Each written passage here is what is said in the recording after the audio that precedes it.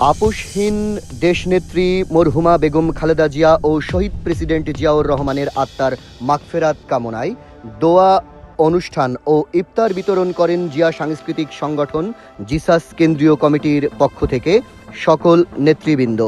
নাহিদ গুলনা ইভার সভাপতিত্বে জিয়া সাংস্কৃতিক সংগঠন জিসাস কেন্দ্রীয় কমিটির সকল নেতাকর্মীদের উপস্থিতিতে 6-3-2026 রোজ শুক্রবার দোয়া মাহফিল এবং হতদরিদ্রদের মাঝে ইফতার বিতরণ করেন শহীদ প্রেসিডেন্ট মরহুম জিয়াউর রহমান এর মাজারে উপস্থিত হয়ে দেশনেত্রী মরহুমা বেগম খালেদা জিয়া ও মরহুম জিয়াউর রহমানের বিদেহী আত্মার মাগফেরাত কামনায় দোয়া অনুষ্ঠিত হয়। অনুষ্ঠানে সাংবাদিকদের সামনে বক্তব্য রাখেন জিসাস কেন্দ্রীয় কমিটির সভাপতি নাহিদ গুলনার ইভা। তিনি সকলের কাছে দোয়া প্রার্থনা করেন। মরহুমা বেগম খালেদা জিয়ার রুহের মাগফেরাত কামনায় দোয়া চেয়েছেন।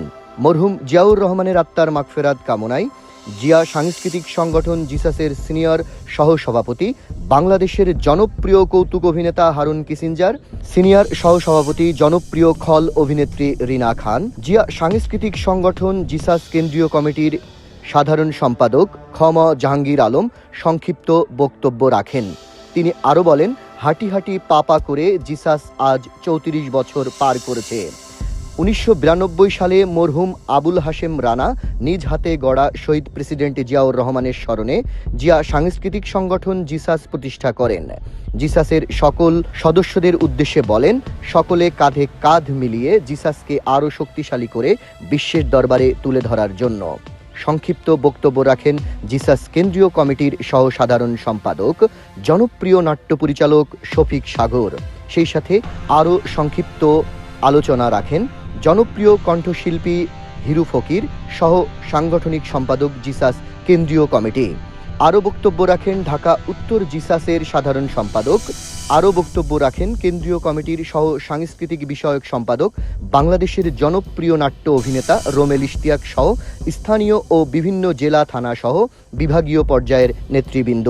পরিশেষে গণপ্রজাতন্ত্রী বাংলাদেশ সরকারের বর্তমান মাননীয় প্রধানমন্ত্রী দেশনায়ক জনাব তারেক রহমান এর দেশ পরিচালনায় যে কোনো পরিস্থিতিতে পাশে থাকতে সবসময় বদ্ধপরিকর জিসাস পরিবার।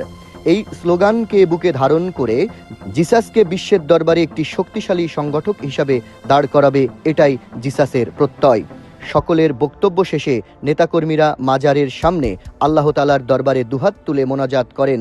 দোয়া শেষে দুঃখী হতদরিদ্রদের মাঝে ইফতার বিতরণ করেন সকল নেতাকর্মী।